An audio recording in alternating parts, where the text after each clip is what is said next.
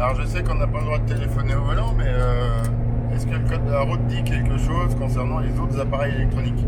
Je veux dire, on a le droit d'utiliser un GPS après tout, donc j'ai peut-être le droit de discuter avec ma caméra.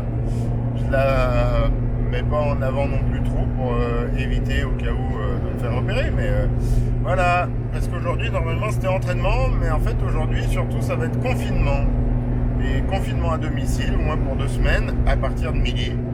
Voilà, ça a été annoncé hier soir, donc c'est un peu court pour s'organiser.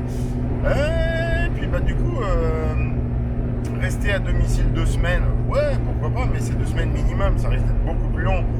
On parie plutôt sur un mois, les médecins disent qu'il faudrait 3 mois de confinement. Donc, du coup, l'entraînement, non, parce que j'ai décidé que mon domicile, c'était celui qui était sur mes papiers, c'est-à-dire je retourne vite chez mes parents.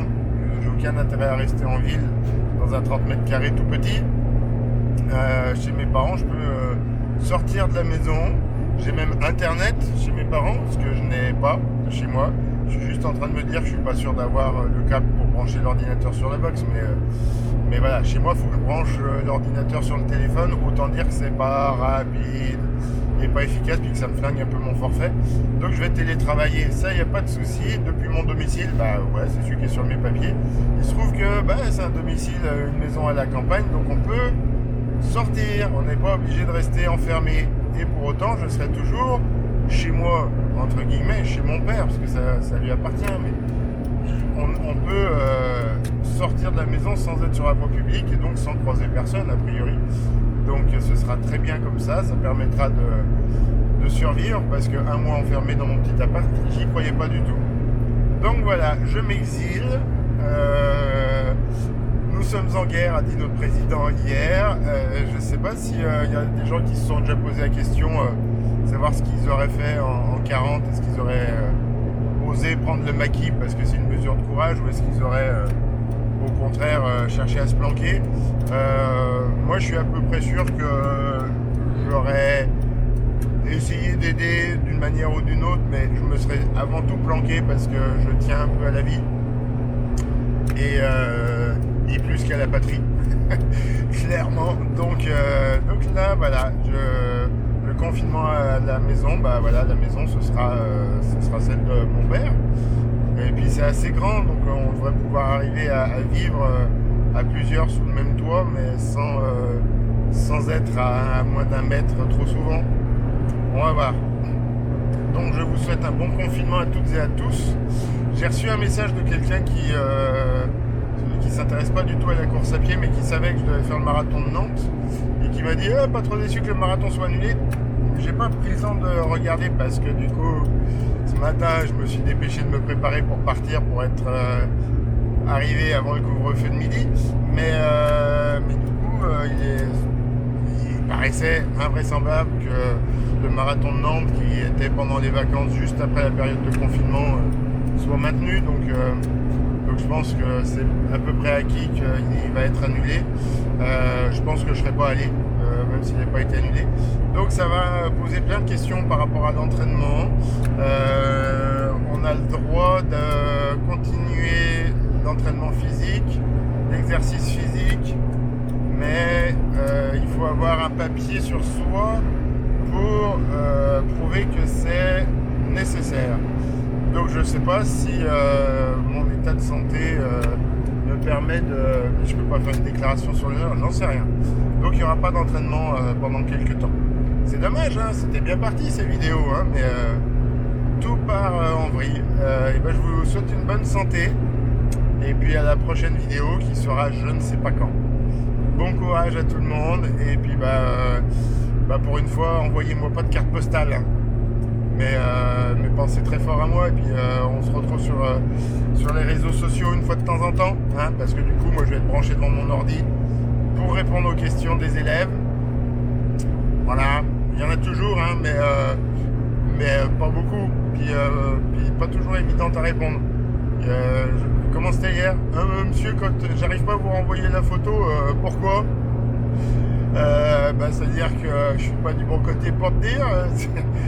Souvent, vous savez, le problème, il est souvent entre l'ordinateur et le fauteuil. Donc voilà, télétravailler et faire donner des cours à des élèves qui n'en branlent pas une pour la plupart quand ils sont avec moi en cours et que c'est noté.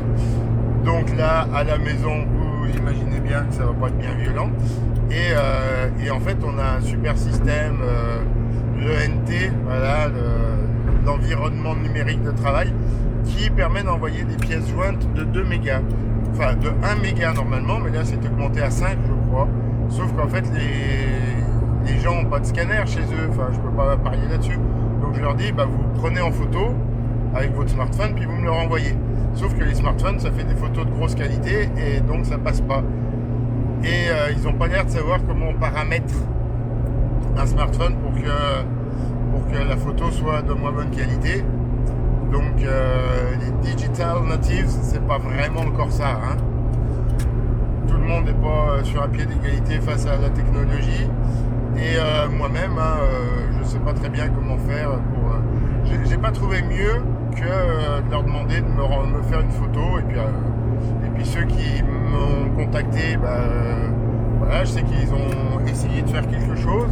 Et puis les autres, je fais une liste que j'envoie à la vie scolaire du lycée.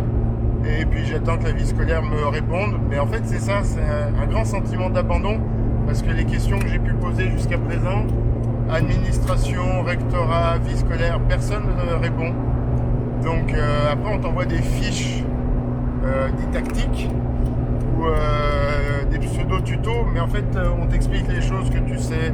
On t'explique vraiment les choses de base.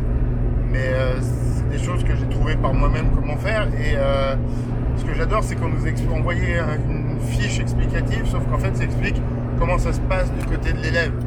C'est cool, mais ce qu'on me demande à moi de faire, on m'a pas expliqué comment le faire, donc je suis un peu perdu sur certains points. On va voir ce que ça donne. Et ben allez, je reprends une conduite beaucoup plus sérieuse parce que les gens font un peu n'importe quoi. Et puis il n'y a pas énormément de monde, mais j'ai entendu parler d'exode en région parisienne, donc je sais pas si c'est vrai. Mais là ça va, il n'y a pas énormément de monde sur la route, il n'y avait pas trop de monde en station-service. Je m'attendais à pire. Bon, je m'attends à avoir des embouteillages en passant par Chambéry, parce que quand même, on passe par la rocade de la ville, et c'est toujours un peu chargé. Mais pour le reste, ça a l'air de bien rouler, puis il fait beau. Donc s'il fait beau comme ça pendant les 2 semaines du confinement, voire le mois du confinement, un peu de pluie de temps en temps pour les terrains, et puis ce sera pas mal. Allez, je vous aime!